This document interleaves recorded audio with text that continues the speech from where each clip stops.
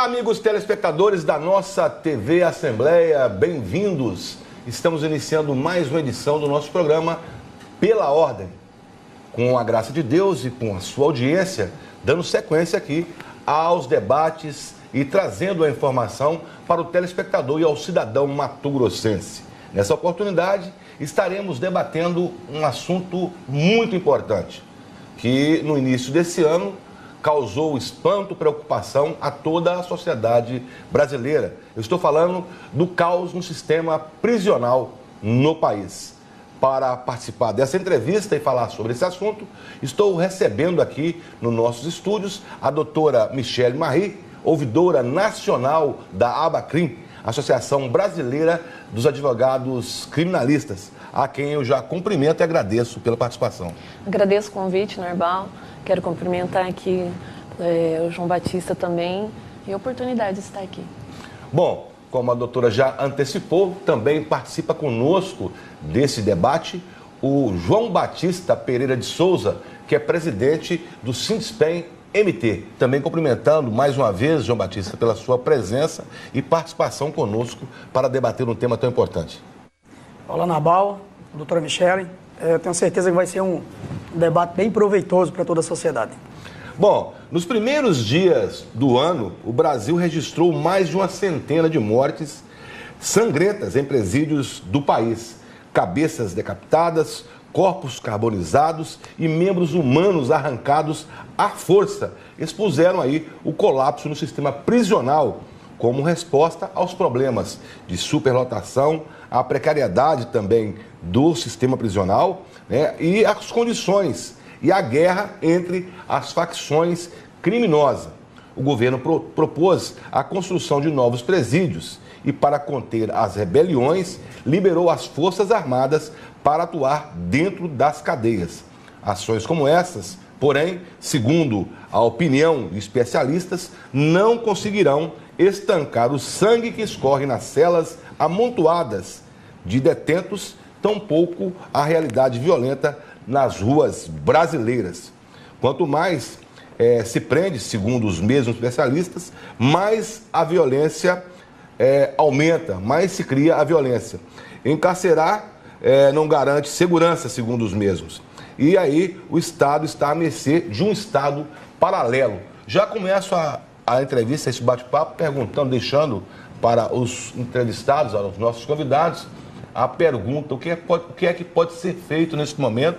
E será que essas ações que o governo está propondo de aumentar vagas irá resolver de verdade esse problema? Bom, Narbal, é importante salientar que o que acontece é que nós já estamos num sistema falido, não é? Esse caos já vem advindo já desde a sua implementação. Quando se diz que encarcerar não diminui os índices de criminalidade, isso é através de estudos que são realizados. Realmente não diminui. Da forma com que é aplicado, isso não quer dizer que não deva haver punição por aquele que infringe a lei. Nós, como advogados, nós sofremos muitos preconceitos quando somos avaliados da seguinte forma: esse advogado criminalista é bandido também, né? Associando aquele que defende o direito do cidadão, não é? Mesmo porque sem um advogado criminalista atuando numa causa, jamais aquele sujeito poderá, inclusive, ser penalizado pela justiça. Então, nós somos essenciais à própria aplicação da justiça. E a sociedade, de uma certa forma, a mídia sensacionalista, tem esse estigma. Ela tende exatamente a estar influenciando preconceituosamente a nós profissionais que atuamos na área. E nós jamais temos como preceito a impunidade. Pelo contrário, o que nós primamos é uma punidade de acordo com a lei, de acordo com o que é previsto na nossa legislação. E é importante salientar que nós temos, sim, uma das melhores legislações penais do mundo. E uma lei de execução penal que chega a ser um poema. Por que um poema? Porque ela prevê a possibilidade do sujeito que infringe a lei errar, mas ele tentar recuperar. voltar a conviver em sociedade. Então, quando se diz bandido bom e bandido morto, o bandido bom, quando nós falamos bandido bom, que é bandido morto, é o bandido vizinho. Mas nós esquecemos as pequenas infrações que todos cometem diariamente. E que são passivos, de repente, até de uma punição mais rigorosa, né? Com certeza. Então, quando nós falamos num sistema progressivo de pena, o Estado ele retira aquele sujeito que não sabe conviver em comunidade, porque, né, o ser humano, eu sempre repito isso aos meus alunos, o ser humano, ele é um ser incontrolável. Então, o Estado veio exatamente para determinar os limites que o ser humano deve se comportar. Aquele sujeito que afronta essa barreira, ele deve ser penalizado, porque eles não estão sabendo conviver em sociedade respeitando o direito alheio. Porém, a lei, ela considera que aquele que errou, ele pode se recuperar, mesmo porque é inaplicável no nosso sistema uma penalidade de morte ou uma penalidade perpétua. Um dia ele vai voltar. Vai voltar para a sociedade. Mesmo porque uma penalidade perpétua agravaria ainda mais o sistema penitenciário, né? Uma penalidade de morte seria única e exclusivamente uma vingança que seria incabível no nosso sistema, tendo em vista as falhas da justiça. Não é legal ainda, não está previsto em lei, mas ela existe, porque a gente tem acompanhado a JB. A exemplo do que aconteceu agora em Manaus, agora no Rio Grande do Norte. Exatamente. Né? E aí, como é que você vê essa problemática, JB? Essas ações paliativas do governo resolvem? Não é uma questão a tentar solucionar o problema estrutural dessa questão? É mais difícil? Onde é que está pegando aí, JB? Você que convive com essa realidade no seu dia a dia. Anabal, depois de tantos anos aí à frente, trabalhando, pesquisando e conhecendo o sistema penitenciário e o trabalho da execução penal, nós chegamos à conclusão de que não existe uma fórmula mágica. O que existe é uma necessidade de fazer investimento e não em apenas um ponto, mas em diversos pontos. É necessário, sim, a ampliação de vagas, não só construir celas, mas vagas com qualidade, né? Construir unidades com um espaço físico adequado, onde você possa disciplinar a massa carcerária, onde você possa colocar preso para trabalhar, onde você possa colocar preso para estudar e tentar recuperar aqueles que realmente têm condição.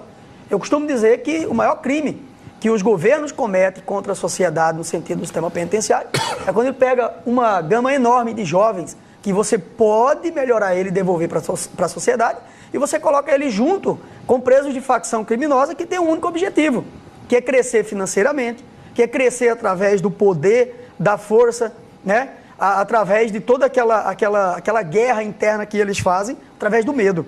Então o governo, ele é cúmplice dessas facções criminosas quando ele se omite.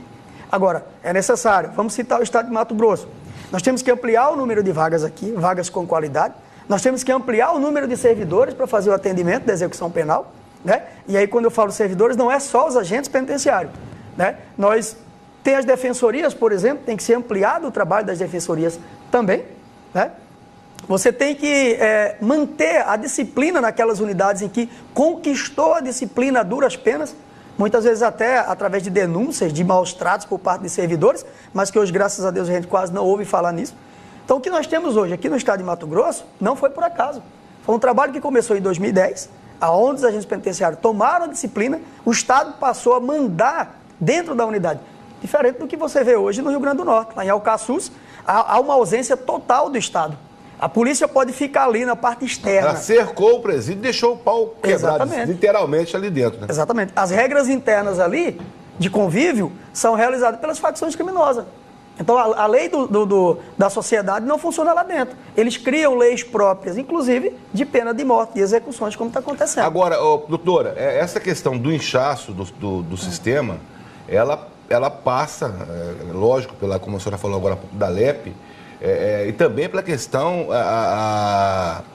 da aplicação da pena em si, a subjetividade, por exemplo, da questão das leis antidrogas, por exemplo. Hoje o traficante ou o usuário, ele vira traficante, assim como o traficante pode se passar por usuário.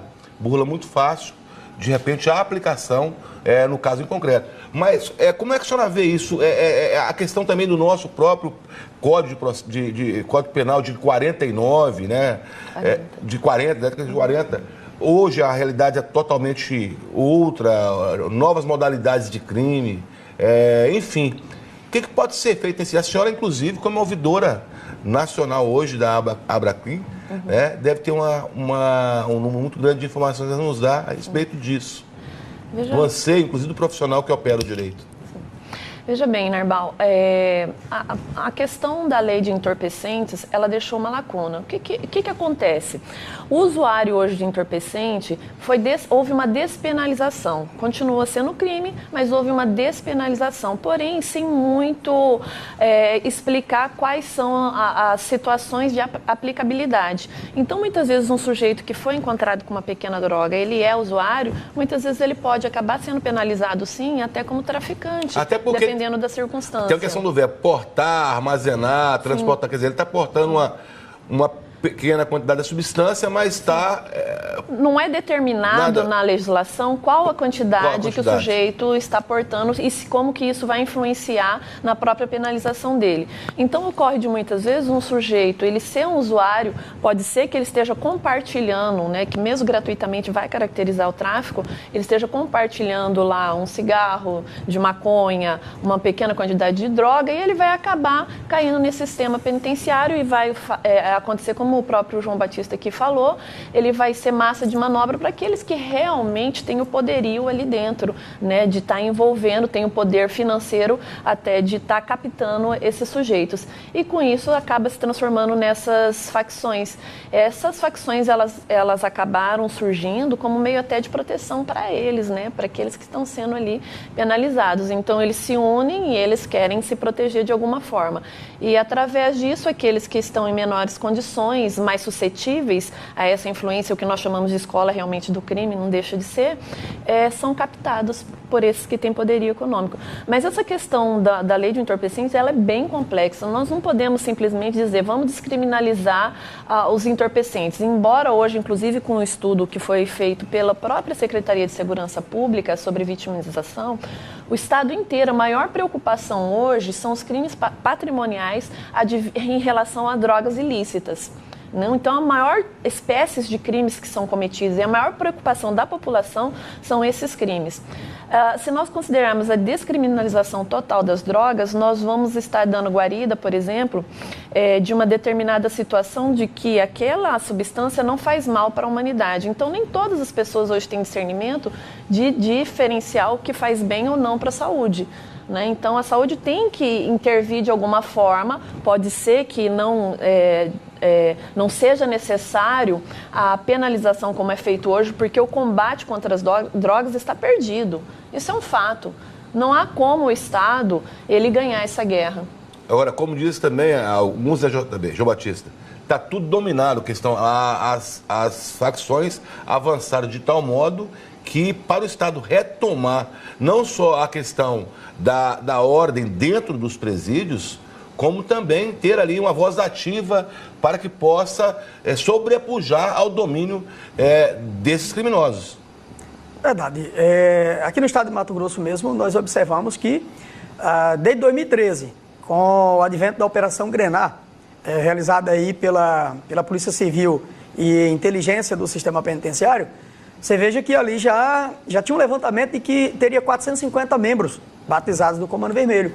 E dados recentes apontam que o Comando Vermelho já tem aqui próximo de 3 mil membros batizados.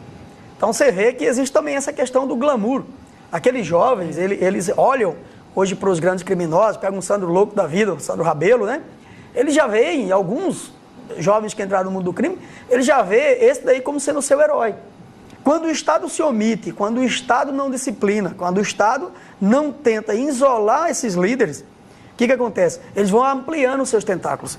Hoje nós estamos observando, inclusive, nós temos uma queixa a fazer, vamos sentar com o secretário de Justiça e Direitos Humanos aí, para que possa concentrar esses presos de facções em um determinado lugar. Porque o que está acontecendo hoje? Nós estamos observando que alguns membros dessas facções estão sendo mandados para cadeias do interior, cidadezinhas que muitas vezes não se falava em facção criminosa. E os caras chegam lá, um chega, batiza 3, 4. Né? Tem esse fato que está acontecendo em Alto Araguaia recentemente. O único indivíduo que foi mandado ali para Alto Araguaia chegou e já batizou quase metade da cadeia. Aí aqueles presos que ainda têm disposição para trabalhar, na linguagem da cadeia, eles se jogam do convívio e pedem seguro. O que antes era um espaço para presos que eram acusados de crimes sexuais principalmente, que precisava de seguro, está vivendo convívio, está virando convívio. Porque aqueles presos que não querem entrar nas facções criminosas, eles acabam indo para o seguro para não ter que aderir a essa facção criminosa, se ele quiser. E não sofrer as retaliações. Exatamente. Agora, tem uma outra coisa interessante, eu estava acompanhando até por orientação da senhora mesmo, algumas entrevistas e levantando alguns dados para esse debate, para esse programa, e eu vi, eu acho que, se não me engano, o juiz de execuções lá de Manaus, entre outras coisas que ele comentou, às vezes o indivíduo chega no sistema, ele não tem uma facção. E ali dentro, como é dominado por alguma das facções, às vezes tem 2, 3 convivendo no mesmo ambiente carcerário, se ele não tem, o cara vai ser de qual bairro? Ah, eu sou do bairro, por exemplo, São Paulo, da Moca, então você vai ser PCC. E a gente tudo camarada que... E ele tem que, como você falou, ou ele aceita para ter resguardada a sua integridade física o rótulo de integrante de uma facção, ou ele vai para o seguro. É isso que você está falando. Exatamente. Natal, eu vi hoje de manhã, em uma rede social, eu vi um emojizinho que fizeram lá, até bem interessante, onde tinha uma grade, uma cela, bem lotada, né? E em cima tinha um texto lá. Até reclamando, que os presos estavam reclamando da superlotação, e a pessoa colocando lá que não sentia nada. Porém, maus tratos animais, eles sim, isso sim, ele não gostava. Só que a sociedade, ela não percebe uma coisa. Ela não é que você esteja com dó daqueles que estão presos lá dentro, não. Como a doutora falou aqui, nós não temos pena de morte, né, nem pena perpétua aqui no Brasil. Então, quando você pega essas pessoas e mistura daquele jeito, você não está castigando eles, porque lá dentro é uma sociedade à parte. Lá dentro é uma sociedade à parte. Então, quando ele entra e se mistura, eles começam a criar suas próprias leis. Se o Estado não chega, separa e domina, aquele é o ambiente adequado para proliferar, principalmente, o poderio das facções criminosas.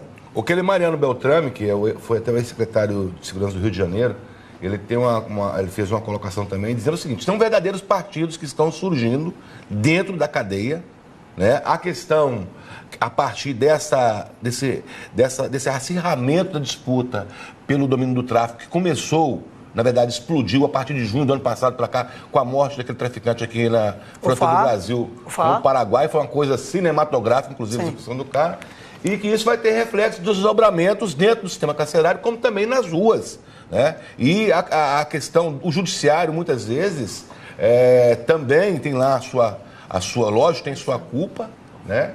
E realmente a situação que a gente fica observando de fora, e como você acabou de colocar, o cidadão muitas vezes acha que esse cidadão que está ali colocado numa masmorra, está amontoado ali, ele não tem dignidade, tem sim. E, inclusive, para manutenção e execução da própria justiça, existe o advogado e também existe o agente penitenciário que faz o seu trabalho tentando minimizar o máximo esses impactos aí e a questão dessa violência que está instalada nos presídios. Bom, nós estamos debatendo aqui o sistema prisional. Para você que está nos ouvindo pela rádio 89.5, agradeço a sua audiência. Nós estamos conversando com a doutora Michelle Marri, ouvidora nacional da Abracrim, Associação Brasileira de Advogados Criminalistas, e também com João Batista Pereira de Souza, que é presidente do Sindispen MT. Eu volto daqui a pouquinho e continuaremos com esse bate-papo a respeito do caos instalado no sistema prisional brasileiro. Eu volto daqui a pouquinho.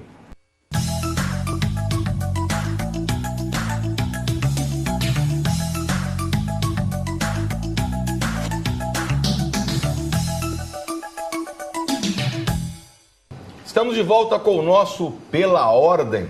Para você que está chegando agora, nós estamos conversando nessa edição, debatendo aqui nessa edição do Pela Ordem, com a doutora Michelle Marri, ouvidora nacional da Abracrim, e também com João Batista Pereira de Souza, presidente do Sindispen aqui de Mato Grosso. Estamos falando a respeito do caos instalado no sistema prisional, dessa guerra de facções que está acontecendo nos presídios pelo Brasil afora, e estamos aqui também tentando ver de alguma maneira como isso poderá impactar aqui em Mato Grosso, na sociedade comum, assim também como na sociedade carcerária. A doutora Michelle fez uma relação aqui, JB, de algumas sugestões que estão sendo propostas para tentar minimizar essa problemática. Eu queria saber, doutora, quais seriam essas primeiras propostas que, ainda que não resolvam totalmente essa situação, possa minorar um pouco essa sensação de insegurança e a preocupação das famílias, inclusive daqueles que estão lá presos. Só queria salientar antes, Narbal, a seguinte situação, que a sociedade tem que ter em mente exatamente isso que o João Batista falou. O sujeito, ele vai voltar ao convívio social. Então, para que ele volte ao convívio social, é necessário implementar realmente políticas públicas que recupere. Por isso que uma das maiores funções hoje da atualidade da situação da penalização não é a retribuição ou própria prevenção, mas a ressocialização que tem que ser mais pautada pela política criminal, tendo em vista esse retorno à sociedade, evitando-se com isso a própria reincidência que está em altíssimo grau. Né? Então o sujeito ele vai preso, ele fica lá, às vezes com delito menor, lá ele aprende sim determinadas especializações de maiores crimes, volta à sociedade, ele não existe um fomento para o egresso, não existe nenhuma situação de que ele possa ter uma vida digna após ele ser retirado do encarceramento.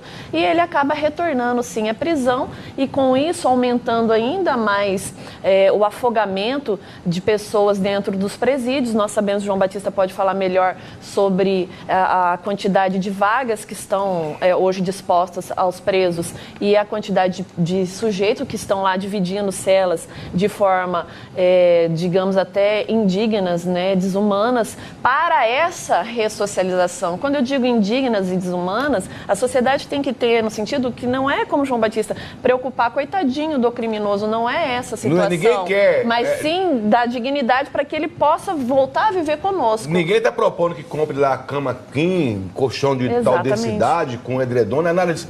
As condições mínimas de salubridade e dignidade, como a senhora falou, para esse que está ali cumprindo a sua pena. A senhora tem aí uma relaçãozinha de algumas propostas que a gente tem escutado? Está sendo discutido por várias ONGs de direitos humanos algumas medidas que poderiam melhorar essa situação de caos no Brasil inteiro, não é?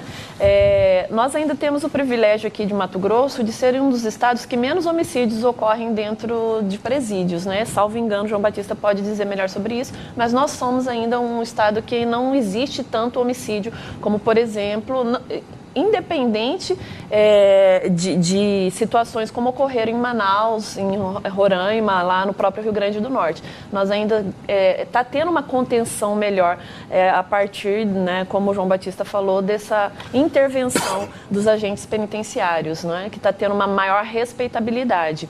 Então é importante salientar isso. E algumas medidas são básicas. Nós temos que ter em consideração que grande parte, segundo estudos do próprio CNJ, mais de 40% hoje, em média seriam 51%, não sei a medida exata para te dizer aqui, mas estaria entre 40% a 51% dos presos hoje são provisórios.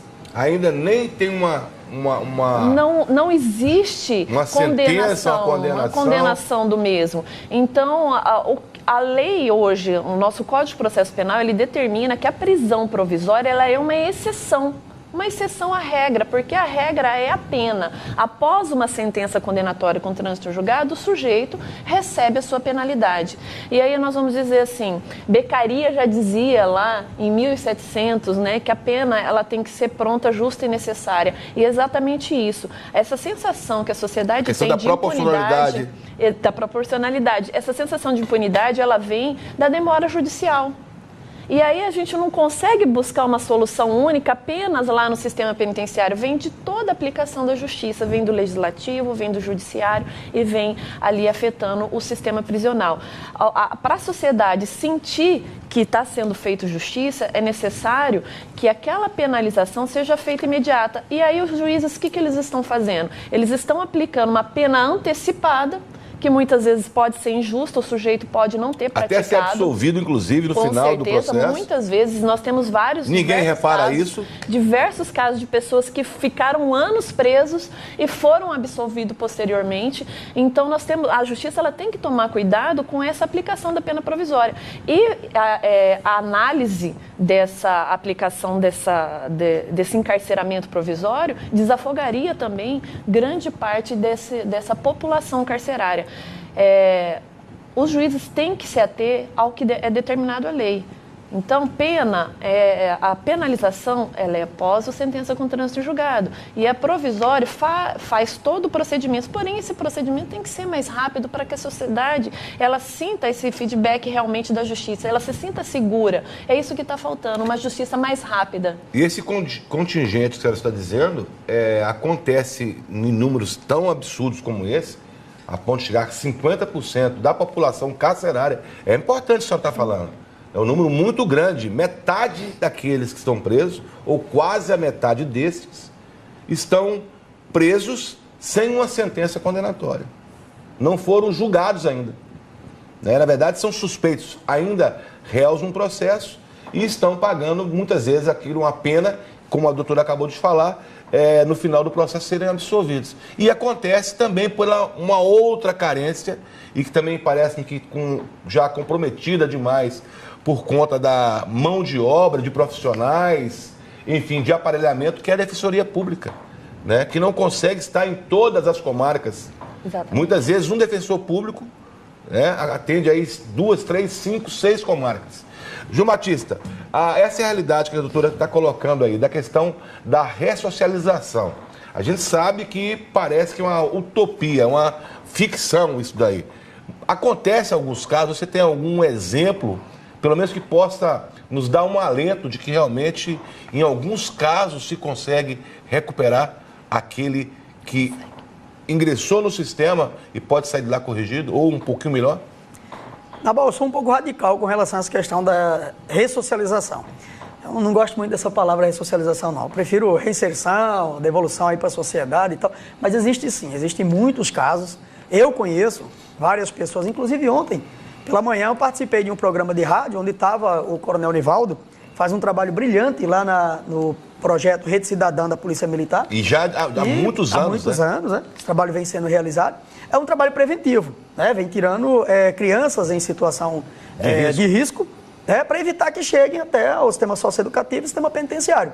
E lá com ele estava um jovem que passou pelo Pascoal Ramos, que vivia no mundo do crime e foi recuperado. Tem um ano, praticamente 2 anos aí, que ele está na igreja, o Coronel Nivaldo, inclusive, apresentou, né? Então, assim, eu particularmente conheço várias pessoas que trabalhei 3 anos dentro da Penitenciária Central do Estado, antigo Pascoal Ramos, acompanhei a vida de crime dessas pessoas, porque eu era servidor ali e competia a mim manter a disciplina naquela unidade.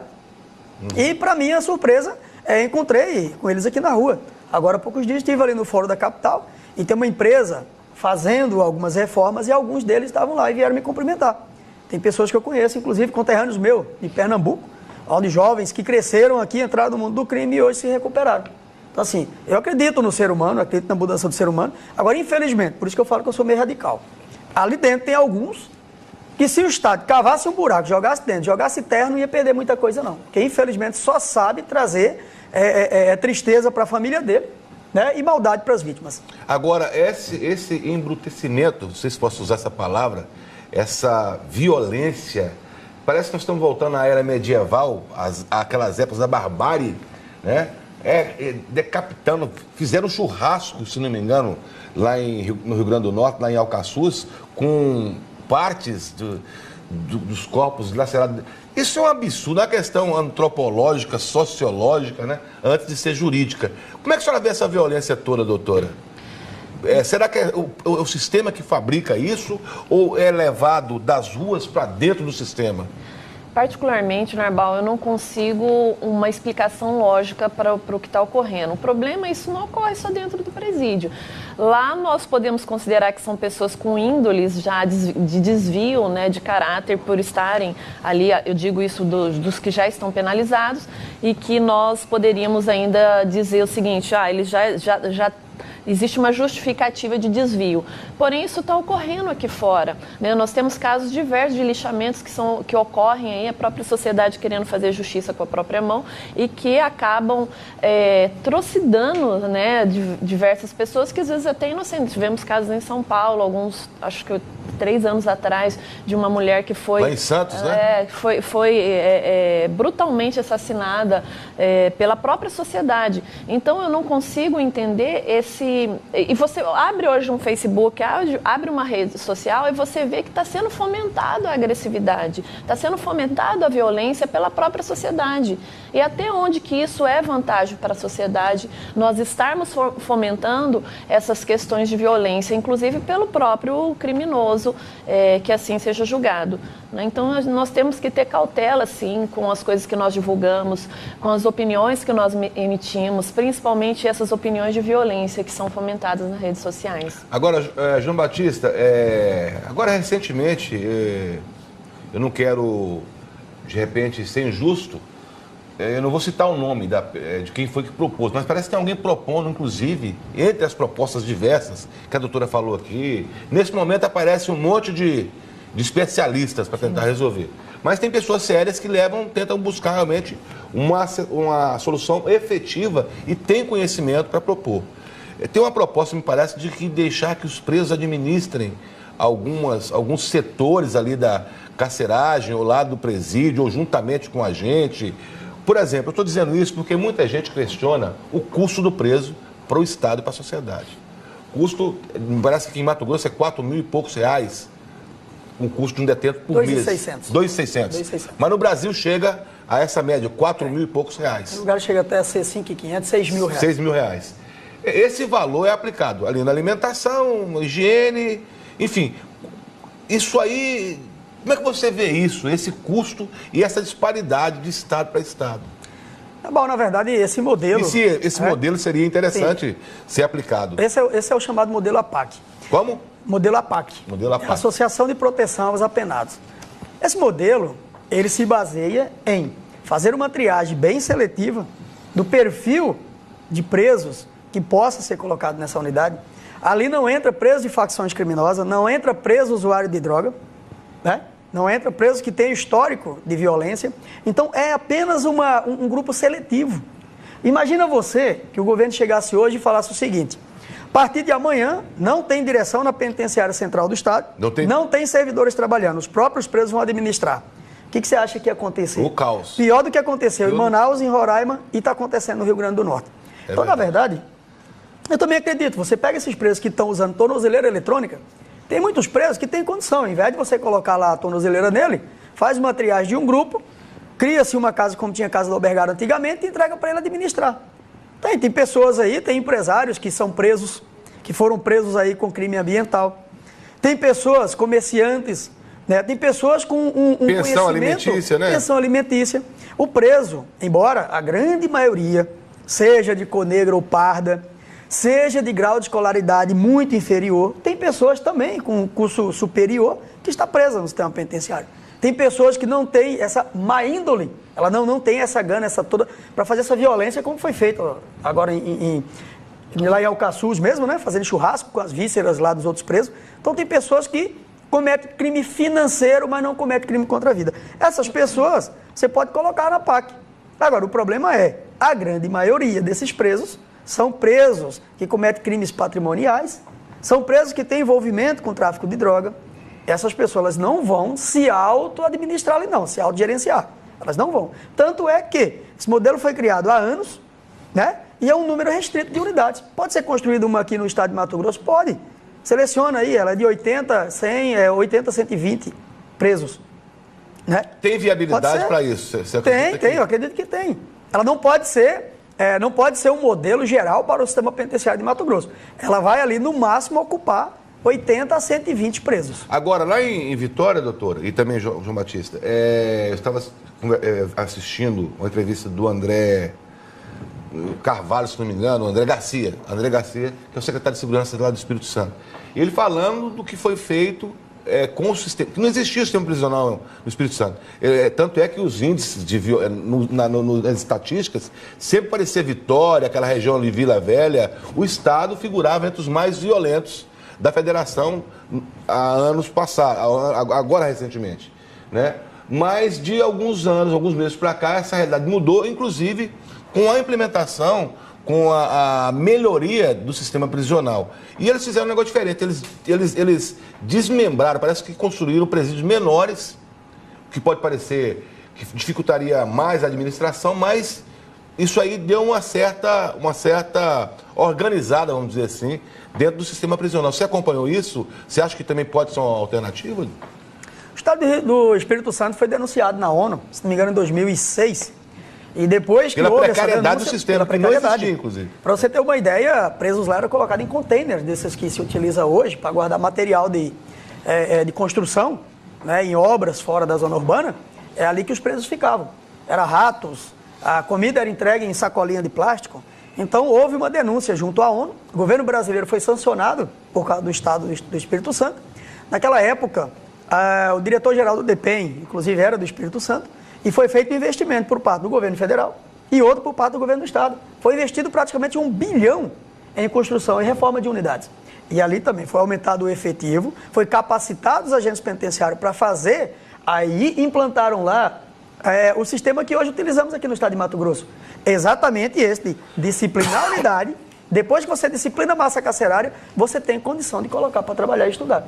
Então hoje o Espírito Santo já começa a ser modelo para outros estados brasileiros. E realmente é aquela coisa, quanto mais prende, mais se cria violência, parece uma coisa, um contrassenso isso, mas como você está acabando de dizer, e aquilo que nós colocamos aqui com relação ao Espírito Santo, diminuiu bastante o índice de violência.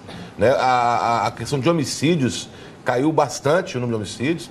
A maioria hoje dos crimes são crimes patrimoniais, se bem que eu não estou dizendo que a violência lá foi extinta, não foi. Né? Nem o tráfico de drogas. Até pela questão litorânea, a proximidade com estados como São Paulo e Rio de Janeiro.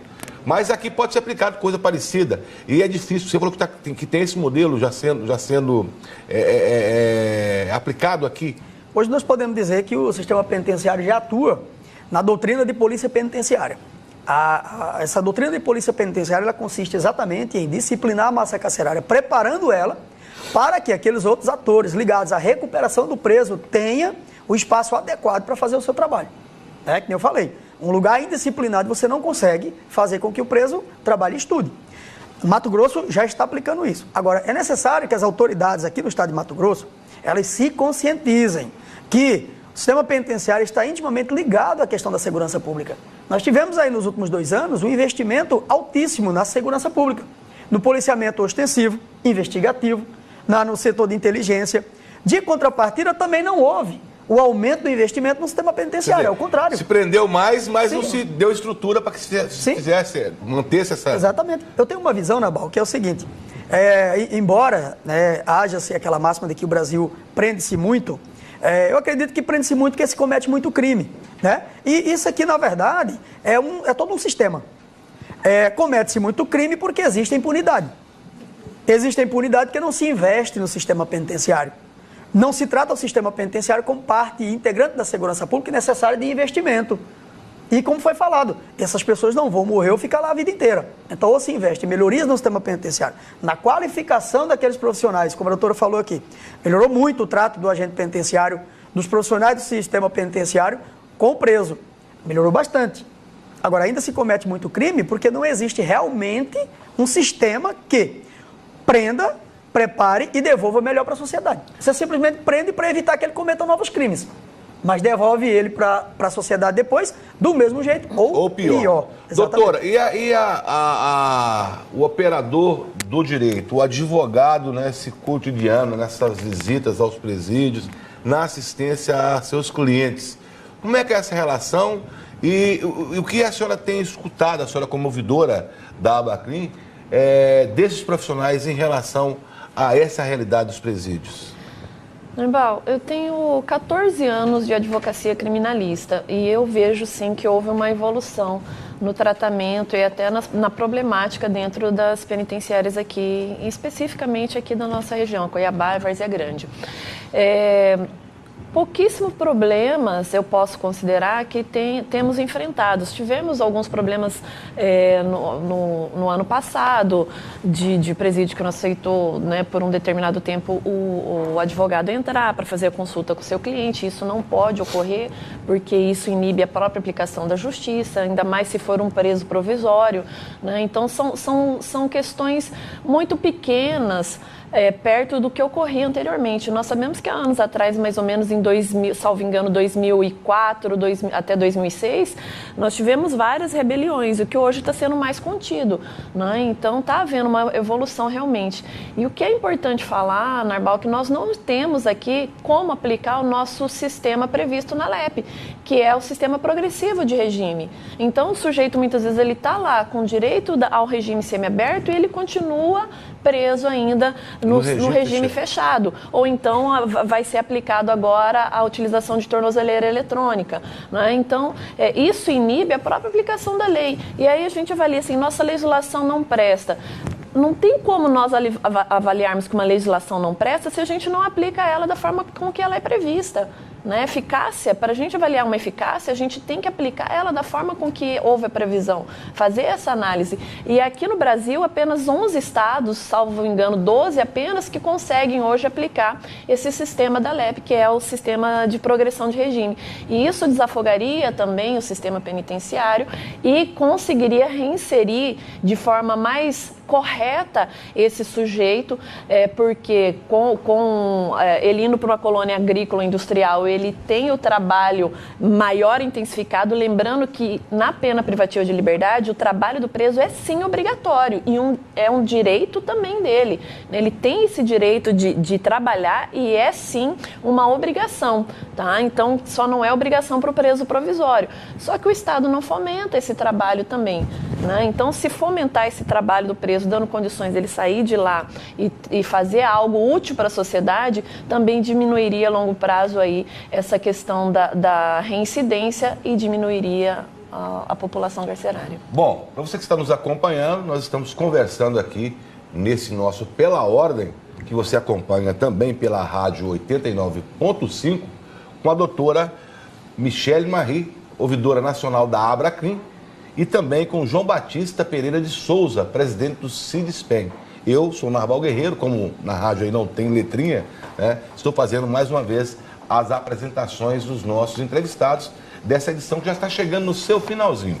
Nós falamos muito a respeito, tentamos falar, né, nesse espaço de tempo, tem muita coisa para se conversar. A gente sabe que é intrincado, é muito mais profundo essa questão do sistema prisional, da aplicação das leis, da lei de execuções penais, do trabalho do preso, da família do preso. Mas não poderia deixar de perguntar, principalmente tendo a oportunidade de estar aqui ao lado do presidente do Sindicato dos Servidores e Agentes Penitenciários, a respeito também da questão dos presídios femininos. E estou ao lado de uma advogada, né?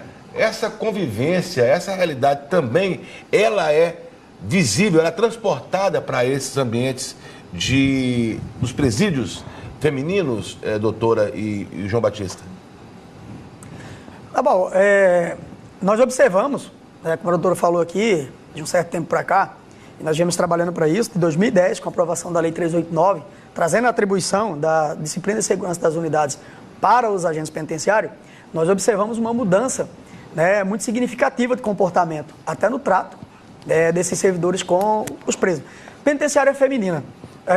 Foi sendo feita uma substituição gradativa dos homens que trabalhavam ali pelas mulheres, pelos agentes penitenciários na parte de segurança. Então, muitas denúncias que antigamente aconteciam, até de desrespeito ali, até a questão da dignidade das mulheres, né? Isso já não se faz tanto, assédio, exatamente. Já não acontece tanto. Por quê? Porque hoje são as mulheres, as agentes penitenciárias. Lá tem grupo de contenção, como tem todas as penitenciárias, que é um grupo formado, que é a resposta rápida às insurgências da massa carcerária. Tem lá na penitenciária feminina composta por mulheres, agentes penitenciários femininos que fazem esse trabalho lá dentro. Então, muitas vezes não tem algumas denúncias por parte das presas exatamente por isso. Agora, nós temos uma quantidade até razoavelmente pequena de mulheres presas, né? Nós temos uma quantidade razoavelmente pequena se comparada à quantidade de homens. Só que ainda falta também nas unidades femininas muito que a lei de execução penal garante. Por exemplo, você não tem hoje praticamente nenhuma unidade com uma creche funcionando. Nenhuma? Nenhuma. Muitas vezes o juiz da vara de execução ele é obrigado a colocar em liberdade ou prisão domiciliar uma mulher que está com criança, que cometeu um crime, amamentando, porque ela não tem como ficar com a criança na penitenciária. Então isso às vezes também atrapalha a questão da execução da pena e carece de investimento também nessas unidades femininas. Doutora, e a realidade que a senhora convive, o que a senhora enxerga nessa relação e na situação das mulheres encarceradas? A questão das mulheres encarceradas, a inserção dela no mundo do crime, geralmente são realizadas pelos próprios companheiros, né? Então, a mulher está muito suscetível àquela paixão que ela tem pelo companheiro e por isso que a população carcerária feminina é bem menor do que o do homem, né? Que é realizada pela própria ambição. Agora, o que é necessário, independente do sexo, né, daquele que está tendo que ser punido pelo Estado, é necessário acesso à justiça.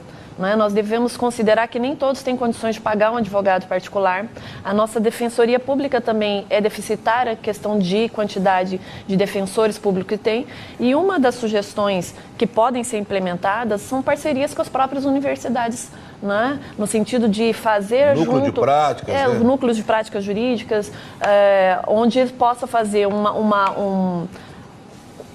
um conjunto de estudos ali daqueles presos que não têm condições financeiras de estar pagando um advogado particular, analisando aqueles que estão com direito vencido, que podem estar progredindo de regime, que já estejam com a pena já cumprida e ajudando, né, nessa questão do acesso maior à justiça. Então, isso seria uma implementação aí para a Secretaria de Justiça estar analisando como sugestão.